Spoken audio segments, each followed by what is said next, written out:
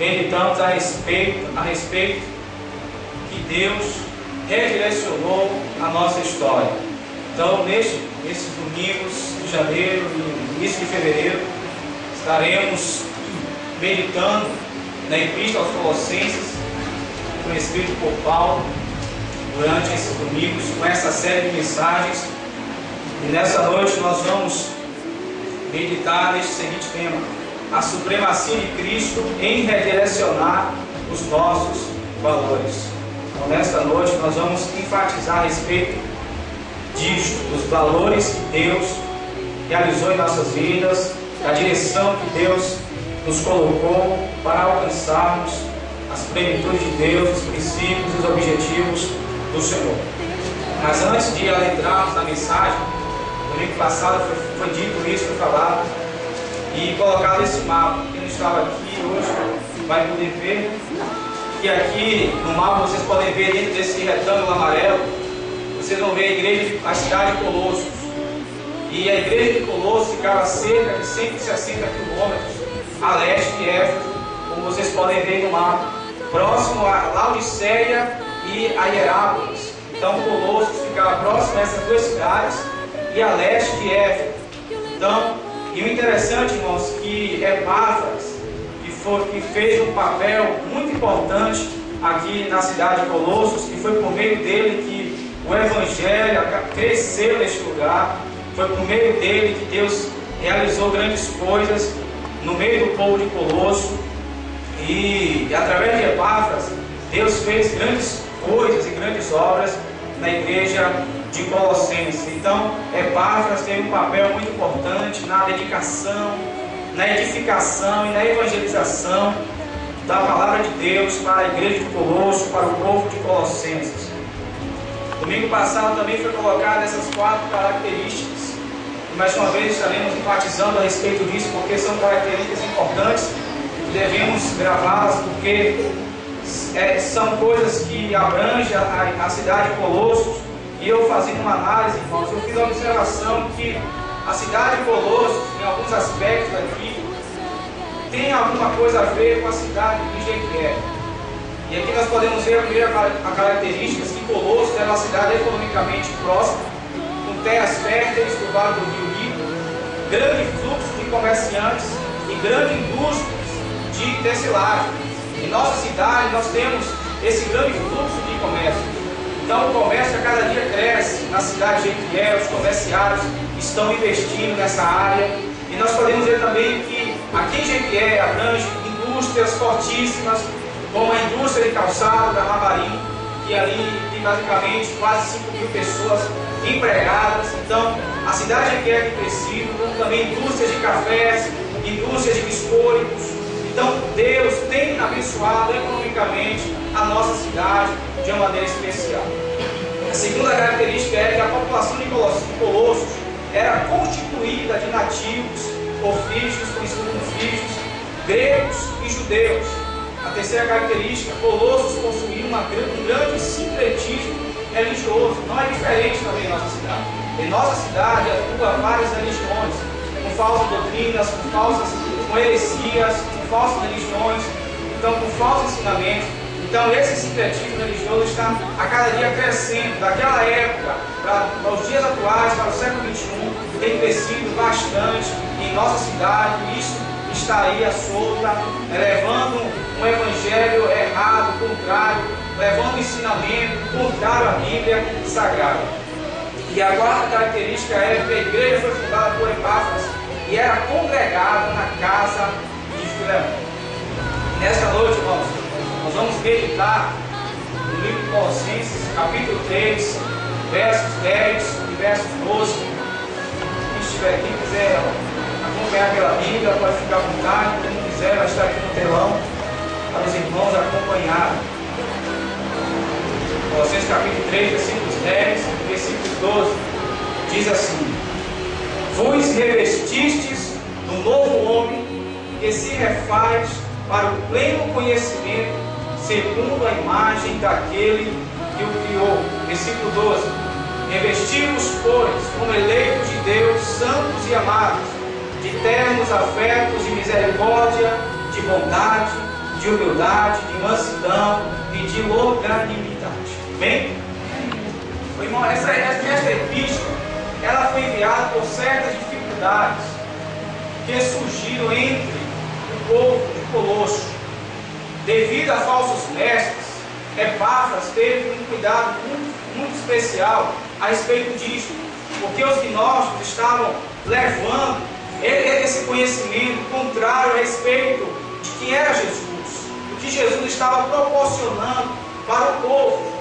Então Epáfras teve esse cuidado de ir até o apóstolo para anunciar, para falar sobre esses assuntos que estavam acontecendo a respeito de falsas doutrinas, de heresias dentro da igreja. Então essas pessoas estavam querendo direcionar vidas por caminhos que para essas pessoas pareciam ser caminhos que levariam até Deus, mas estavam enganadas, porque essas pessoas estavam com mentes perversas, com mentes que não queriam ver essas vidas crescerem, mas queriam ver a morte dessas pessoas. Então Epáfras teve esse cuidado de ir até o apóstolo para anunciar a respeito disso. E o objetivo desta epístola é muito forte, porque ela vai demonstrar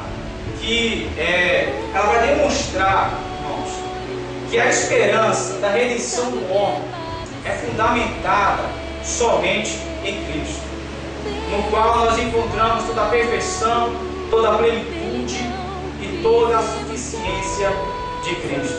Então, irmãos, baseado nisso aí, eu entendo que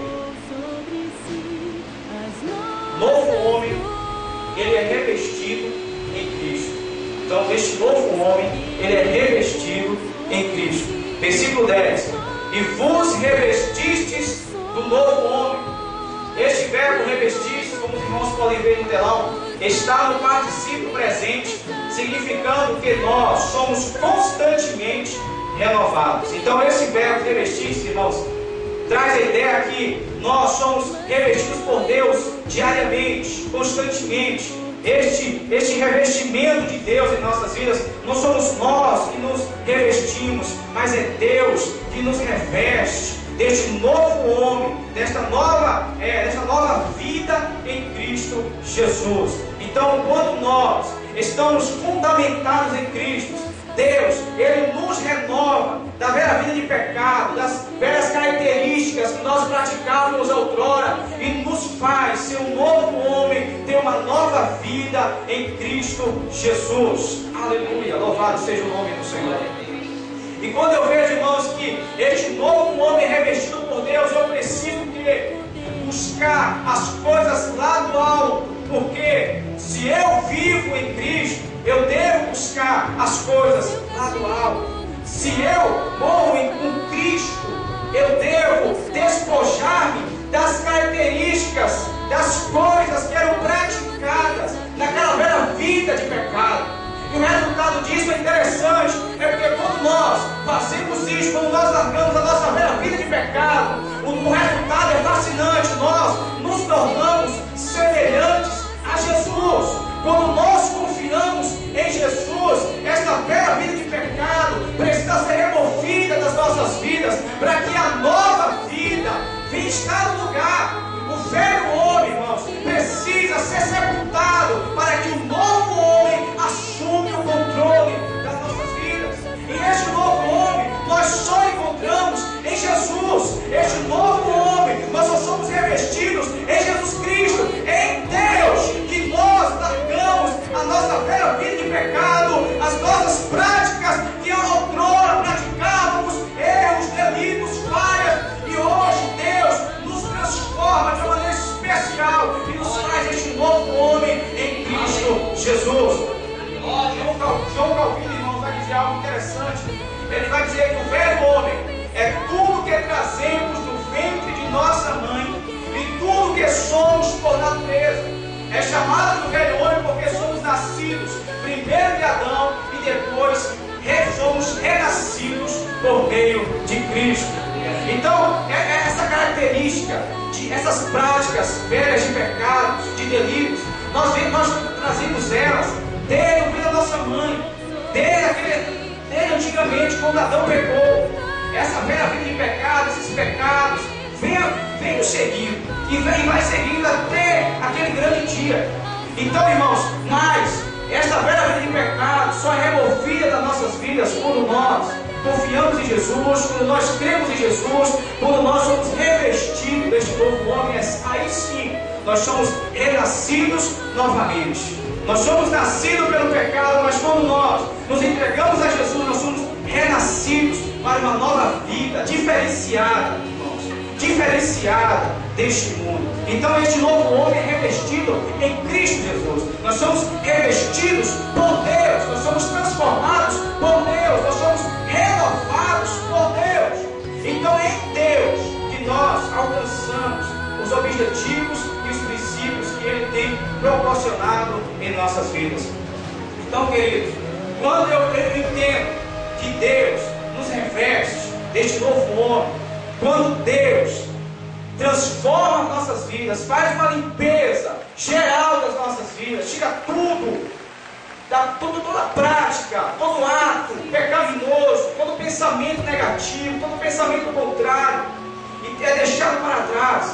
Ele nos faz ser este novo homem diferente, com qualidades, com novos pensamentos, com novos ideais, com novos valores. Deus é quem faz isso em nossas vidas. Mas cristiano, mas ainda eu sou um pecador. É pecador, irmãos. Nós ainda somos pecadores. Mas nós pecamos, mas reconhecemos que pecamos, que erramos. E nós temos um Deus que está pronto a nos perdoar.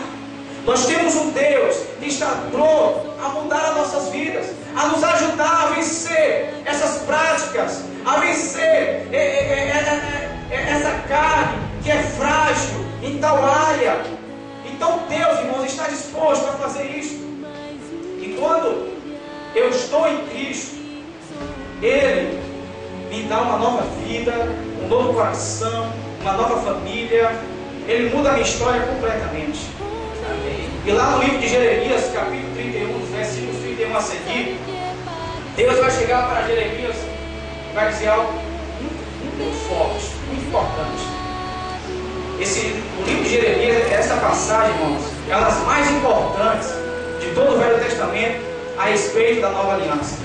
E aqui Deus vai chegar para Jeremias e dizer: Jeremias, aquela velha aliança que eu fiz com seus pais, quando eu tirei eles da terra do Egito, quando eu resgatei o povo do Egito das mãos de Faraó, aquela velha aliança que eu fiz com eles, eu vou propor uma nova aliança, eu vou fazer uma nova aliança, mas uma aliança diferente, Jeremias. Vai ser uma aliança mais forte, vai ser uma aliança que vai atingir vários aspectos da vida do homem, vai atingir o coração do homem, vai atingir a mente do homem, vai atingir os valores do homem, vai atingir a vida do homem por completo. O homem vai ser transformado de uma maneira plena, de uma maneira especial, de uma maneira forte. Então, essa nova aliança que Deus diz para Jeremias é uma aliança eterna, é uma aliança que vai ser de dentro para fora. Então, toda a velha vida de pecado vai ser tirada, vai ser removida, e Deus vai colocar uma nova vida no homem, uma vida diferente, transformada, uma vida limpa e purificada pelo sangue de Jesus Cristo. Então, essa aliança que Deus está dizendo para Jeremias, essa velha aliança que eu fiz com os seus pais, eu vou renovar ela, eu vou fazer uma nova aliança. Uma aliança agora que vai mudar vidas, vai transformar vidas, atitudes, valores. Eu vou redirecionar a história dessas pessoas, eu vou redirecionar os valores dessas pessoas. E sabe o que Deus vai fazer, irmãos? Deus vai colocar as leis dentro do coração do homem. Deus vai colocar a sua palavra. Deus vai entrar na vida do homem, em outras palavras. Deus vai entrar em nossas vidas e vai mudar por completo. Deus vai fazer uma limpeza. Quando uma mulher encontra a sua casa suja, ela fica incomodada com aquilo, e logo ela vai fazer o que? Ela vai limpar, ela quer deixar a sua casa limpa, ela quer deixar a sua casa em pecado. Assim Deus faz na vida do homem. Ele entra na vida do homem para mudar suas atitudes, as suas ações, os seus valores, para valores de acordo com a vontade de Deus. Isso Deus quer fazer conosco. Ele nos fez essa nova aliança, porque Ele quer que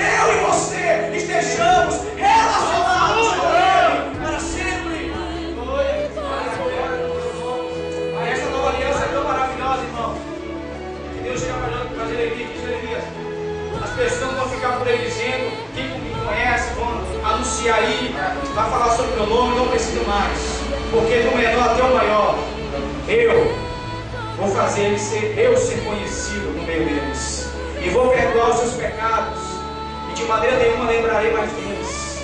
Deus está dizendo, irmãos, que Ele está disposto a mudar a tua vida, a transformar a sua vida, esquecer os seus pecados, deletar os pecados da tua vida. Ele está disposto, irmãos, a ser o seu advogado, para que você tenha um relacionamento, para que você seja um novo homem, uma nova mulher, revestida e renovada pelo poder do nome de Jesus Cristo. Aleluia. Ezequiel também, ele predisse, irmãos, que Deus tiraria o coração de pedra da vida do homem e colocaria o coração de carne. Deus, Ele quer fazer isso em nossas vidas. Essa é a vontade de Deus. Ele nos proporciona, irmãos, valores maravilhosos, valores edificativos, valores que vão beneficiar as nossas vidas.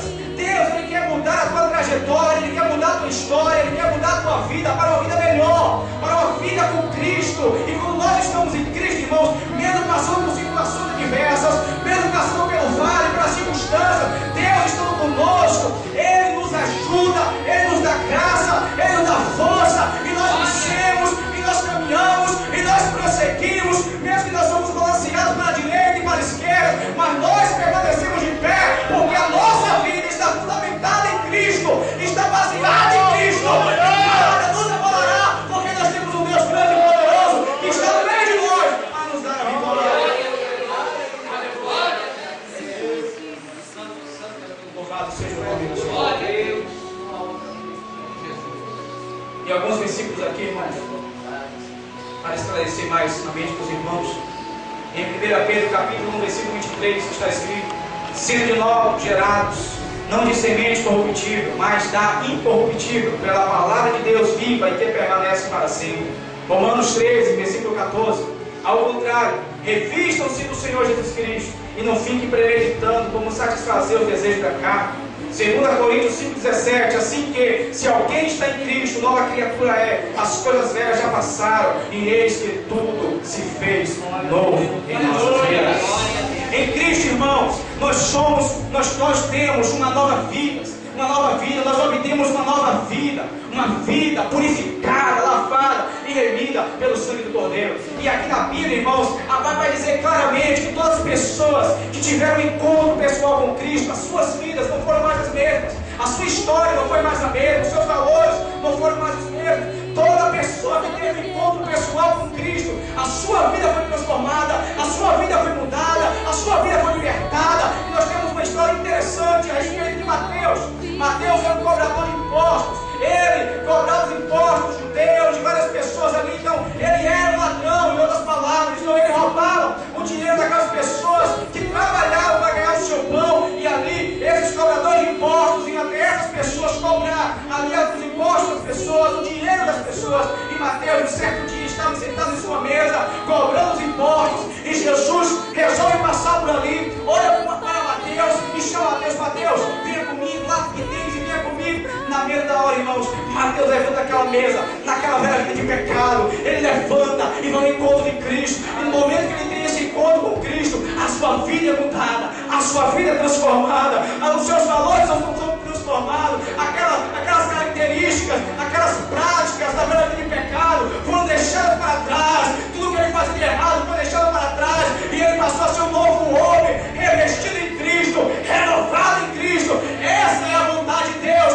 e Ele quer fazer na tua vida, Ele quer fazer em nossas vidas, Ele quer mudar a nossa história, Ele quer mudar os nossos valores. Então, irmãos, tenha esse encontro com Deus, e você vai ver a sua vida sendo transformada. Aleluia.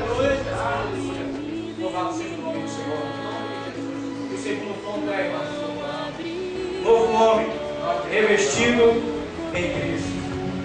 Versículo 10 diz: que se refaz para o pleno conhecimento, segundo a imagem daquele que o criou.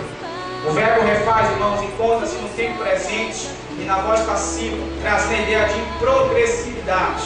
Então esse refaz aqui, esse verbo refaz, traz a ideia, irmãos, de algo contínuo. de algo que nós devemos fazer diariamente, que se refaz para o pleno conhecimento, segundo a imagem daquele que o criou. Este renovamento precisa ser diariamente. Essa busca ao conhecimento de Deus precisa ser diariamente.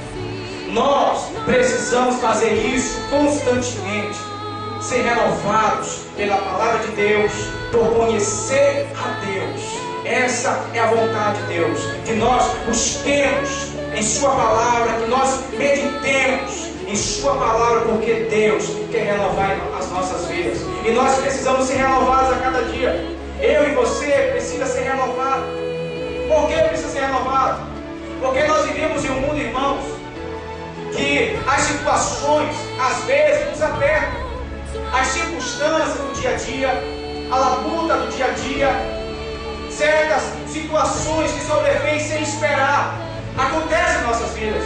E se nós não estamos alicerçados na palavra, se nós não estamos edificados na palavra, nós não vamos suportar as tentações, as aflições, as situações, as circunstâncias. Nós não vamos suportar, e logo nós vamos desistir, vamos parar, vamos largar a cruz e voltar para aquela velha vida de pecado. E Deus não quer que você volte, Deus não quer que você largue, mas que você continue. Então Deus proporciona isto, e nós devemos ser renovados em Cristo. Deus quer nos renovar, irmãos. E para isso acontecer, você precisa meditar a palavra, você precisa conhecer a Jesus. E essa renovação, irmãos, processa de duas maneiras. E a primeira maneira é por meio do conhecimento. Na parte B do versículo 10 diz que se refaz para o pleno conhecimento. Quanto mais conhecemos a Cristo, mais nos tornamos semelhantes a Ele. Esse conhecimento não é conhecimento esotérico e místico dos gnósticos, não, irmãos. Esse conhecimento não se trata de um conhecimento teórico, mas sim de um relacionamento pessoal e íntimo com Deus. Não é apenas conhecer sobre Jesus, mas conhecer a Jesus é diferente. Conhecer sobre Jesus, todos nós conhecemos, porque já ouvimos falar sobre Jesus. Já ouvimos falar que Jesus cura, já ouvimos falar que Jesus realiza milagres, já ouvimos falar que Jesus ressuscita, já ouvimos falar que Jesus muda a história de um homem, de um assassino, de um ladrão, de um psicopata. Deus, nós já ouvimos falar sobre isso. Por quê? Sobre Jesus todo mundo conhece. O mundo conhece sobre Jesus. Mas conhecer a Jesus, nem todos conhecem. Nem todos conhecem Jesus. Por exemplo, irmãos, eu vou dar um exemplo. Daniel. Eu já ouvi falar sobre Daniel, mas conhecer a Daniel eu não conheço, porque eu não tenho muita intimidade. Eu não tenho esse relacionamento pessoal com ele. Mas Rita tem, porque ela é sua esposa. Ela tem um relacionamento pessoal e íntimo com ele. Então ela conhece a Daniel. Eu conheço por falar. Tem algumas proximidades, mas não aquela proximidade, aquela proximidade íntima, pessoal, que a esposa tem com o marido e o marido tem com a esposa. Quando você está namorando, você não conhece totalmente a sua namorada, ou vice-versa. Você não conhece totalmente.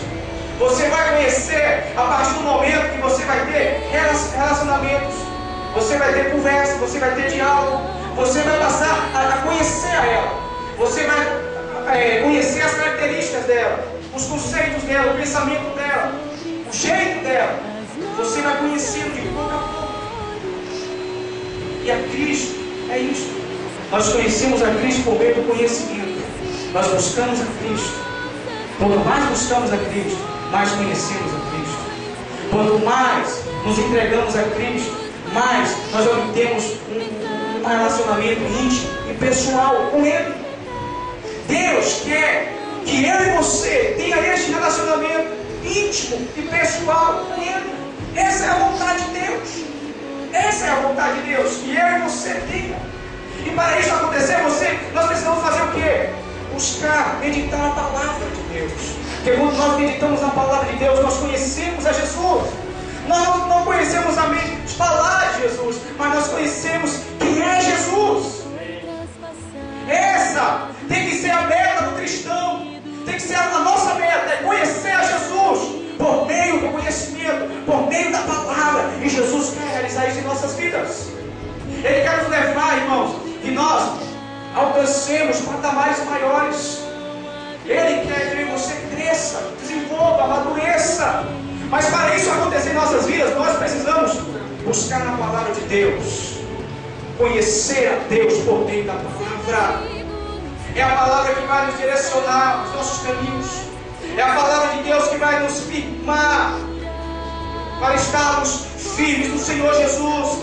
É a palavra de Deus que garante vida eterna. É a palavra de Deus que penetra a vida do homem, muda a história do homem. É esta palavra, irmãos, que nos garante a vitória por meio de Jesus, que nós somos mais do que vencedores. Nós precisamos conhecer mais a este Jesus. E quando nós conhecemos a Jesus, nós temos um relacionamento íntimo com Ele, pessoal com Ele. O nosso coração é mais calentado a Ele. A nossa vida é mais voltada a Ele. Nós, irmãos, exclusivizamos mais a Deus em nossas vidas. Nós deixamos o nosso ativismo, o nosso prazer de lado para dedicar a Deus. Quando nós conhecemos a palavra, quando nós conhecemos a Jesus, nós temos sede de Jesus. Quando você mais conhece a sua mulher, mais você quer ela. Assim nós, a igreja, precisa ser com Cristo. Precisamos conhecer mais a Cristo. Precisamos conhecer quem é Cristo em nossas vidas. Não só de falar, irmãos, mas conhecer realmente, ter experiências. Deus quer que você tenha experiências com Ele. Novidade de vida. Não aquela mesma rotina de sempre, aquela vida de sempre, todo dia a mesma coisa. Você já sabe o que você vai fazer no dia da manhã. Deus quer que a nossa vida seja uma vida renovada, de novidades, de uma manhã. Deus quer realizar algo diferente do dia passado, irmãos. Mas para isso acontecer, eu e você precisa buscar a palavra, meditar na palavra, conhecer mais esta palavra, para que eu e você tenham um relacionamento com Cristo. Aí você vai ver as maravilhas de Deus na sua vida, na sua família, nos seus negócios, no seu trabalho. Deus quer que eu possa dar isso para nós, que nós temos esse relacionamento com Ele. A palavra nos diz em 2 Coríntios 4, versículo 16: por isso não desfalecemos, mas ainda que o nosso homem exterior se corrompa, o interior contudo se renova de dia em dia.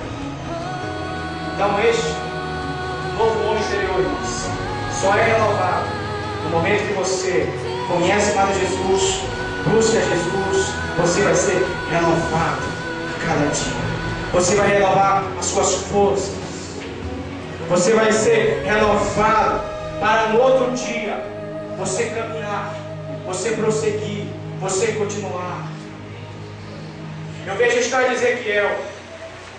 Ezequiel estava vendo as águas do mar descendo, e ele com outro rapaz. O rapaz leva um medidor para medir a água.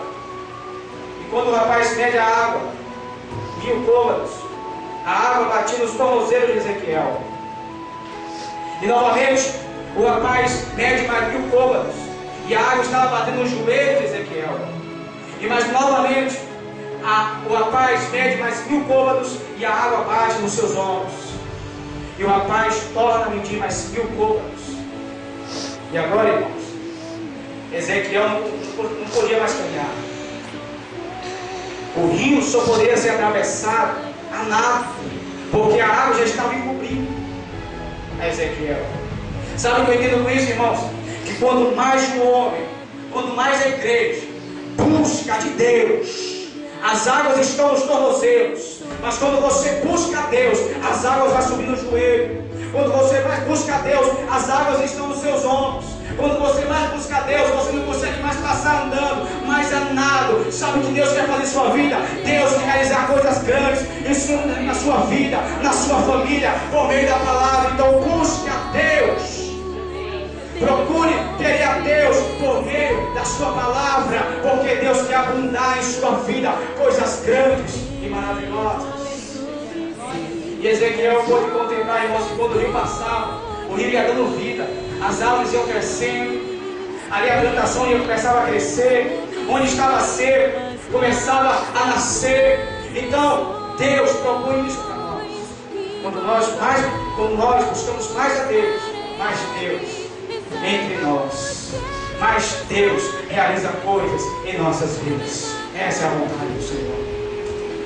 O segundo ponto, irmãos, pela transformação à imagem de Cristo. Versículo 10, a parte C diz: segundo a imagem daquele que o criou. O homem foi criado à imagem e semelhança de Deus. Ele é a imagem criada pela criação, deformada pelo pecado, mas restaurada, transformada pela redenção. Nós somos transformados pela redenção. Quando Adão pecou, irmãos, Deus falou para Adão: no meio do jardim tem uma árvore que você de maneira nenhuma pode desfrutar daquele alimento. Você não pode comer daquele alimento. Esta é uma ordem que eu estou lhe dando, porque no dia que você comer, você vai ser morto. Então Deus está dando uma ordem para Adão e Eva: vocês não vão comer daquele fruto proibido. Mas um certo dia, irmãos, Eva está passeando pelo jardim do Éden, e ali Satanás encarna a serpente e começa a dialogar com Eva, começa a proporcionar coisas interessantes para Eva, começa a dar coisas que vão satisfazer a Eva, e ali diálogo vai, diálogo vem, Eva não aguenta a tentação, e ali ela cai em pecado, desobedecendo a Deus e come o fruto. Adão chega, ela oferece a Adão, e Adão também vai lá e come o fruto proibido. Os dois pecaram, os dois entenderam que eles desobedeceram uma ordem, e naquele momento a sua consciência pesou. Aquele casal, irmãos, tinha uma vida pura, uma vida transformada completamente, plenamente. Eles não tinham pecados, então a sua imagem era perfeita, sem nenhum erro, eram perfeitos, irmãos. Mas no momento que eles pecaram, a sua imagem foi deformada. A imagem de Adão foi deformada. Mas isso não quer dizer que a imagem de Deus foi tirada do homem, porque se isso acontecesse, Adão deixaria de ser homem. Então, irmãos, quando eu vejo que nós somos pecadores, somos falhos, nós pecamos todos os dias, nós erramos todos os dias, todos os instantes, mas a imagem de Deus está em nossas vidas. Nós temos a imagem de Deus, nós somos a semelhança de Deus, mas de uma maneira diferente, não perfeita, não plena, ainda nós não temos essa imagem. Por exemplo, em uma noite enluarada, você chega a um riacho cristalino, com águas limpas, você olha e você vai ver o reflexo da lua naquela água. Você vai olhar e vai ver aquela lua refletindo aquela água de maneira forte, luminosa, mas aquela água tornando-se suja, a lua continua refletindo, mas a água está suja, e quando você olha, você não consegue mais ver o reflexo da lua, mas a lua continua refletindo, mas você não consegue ver o reflexo. A imagem do homem foi deformada pelo pecado, mas foi restaurada pela redenção, e alcançará, irmãos, a plenitude na glorificação. Naquele grande dia, nós vamos obter aquela imagem do primeiro Adão, antes da queda. Nós vamos ter aquela imagem, irmãos, um corpo incorruptível, uma imagem perfeita, uma imagem plena. Naquele grande dia, na glorificação, Deus vai realizar e vai proporcionar na vida da sua igreja essa imagem glorificada, igual a de Cristo. Mas ainda nós temos a imagem do Senhor, exaltado Senhor, não de uma maneira perfeita, mas nós somos a imagem de Deus, não na imagem do semblante, da formosura, não, irmãos. Essa imagem se trata de características do novo homem, novos valores. O homem precisa andar em obediência e em temor. O homem precisa ser um homem caridoso, amoroso, um homem que pensa em outras pessoas, um homem que dá as suas mãos por outras pessoas, um homem que visa outras pessoas como se ela fosse algo em sua vida muito importante. Eu preciso cuidar dela, ela está precisando de mim, eu preciso ir lá. Essa é a imagem de Deus, essa que é a imagem de Deus. Deus pensa em nós, Deus cuida de nós e Deus zela por nós. E em 1 Coríntios capítulo 15, versículo 49 diz: e assim como trouxemos a imagem do terreno, assim traremos também a imagem do celestial. Nós temos a imagem do Senhor. Nós outrora éramos pecadores, nós éramos ímpios, afastados da glória de Deus. A palavra nos diz em Romanos 3:23: porque todos pecaram e destituídos estão da glória de Deus. Antes nós éramos afastados de Deus, nós éramos distanciados. Entre nós e Deus havia uma muralha enorme. Mas essa muralha foi quebrada no momento que eu e você confiamos em Jesus, no momento que eu e você passamos a crer em Jesus, no momento que eu e você entregamos as nossas vidas a Jesus. Essa muralha foi quebrada e Deus realizou em nossas vidas. Deus colocou em nossas vidas a sua imagem do novo homem. A nossa imagem de pecador foi transformada pela imagem de Cristo. Deus proporcionou isso em nós. Deus redirecionou as nossas vidas. Deus tirou a sua imagem de pecador estampado, que o acusador vinha e te acusava. Não, hoje você tem um advogado, porque você é filho de Deus, semelhante a Cristo. Aleluia, louvado seja o nome do Senhor. E o terceiro ponto aí, irmãos: novo homem santificado em Cristo. Versículo 12 diz: revestimos, pois, como eleitos de Deus, santos e amados. O verbo revestimos encontra-se no tempo aurista, no modo imperativo e na voz média. Então nós fomos revestidos porque nós somos eleitos de Deus, nós somos chamados por Deus, nós somos escolhidos de Deus. Mas nós, como eleitos, irmãos, precisamos colocar em prática o que? Esta busca, este revestimento, em nos santificarmos, em nos purificarmos. Nós somos eleitos para a santidade, e ser santo é ser separado do mundo para Deus. Mas tirado do mundo, mas sendo do mundo geograficamente, nós somos propriedade exclusiva de Deus. Nós somos comprados, irmãos, por um alto preço. E a nossa vida não é mais de nós mesmos. Bruce Barco vai dizer, eu vou concordar com ele, porque ele vai dizer: nós somos feitos aos olhos de Deus santos, por causa do sacrifício de Jesus Cristo na cruz do Calvário. Ali, irmãos, Deus realizou uma obra maravilhosa. E Deus, quando Ele olha para nós, Ele vê o sacrifício do Seu Filho na cruz do Calvário, e Ele nos aceita, mesmo nós pecando, mesmo nós desobedecendo, mesmo às vezes nós negamos a Deus, e Deus se lembra do sacrifício do Seu Filho e nos acolhe e nos aceita do jeito que nós somos.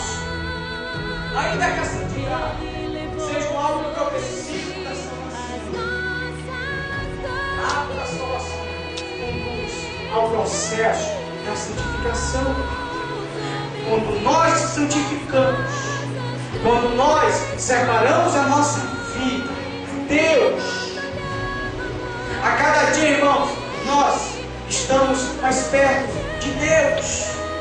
Quando nós exclusivizamos a Deus, o reino de Deus em nossas vidas, nós estamos no processo da salvação.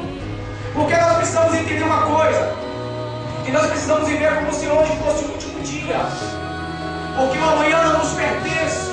Jesus pode voltar a qualquer momento, a qualquer instante, a qualquer hora. Nós não sabemos o dia e a hora, e precisamos santificar a todo momento, a todo instante. Não é deixar para amanhã o que eu posso fazer hoje.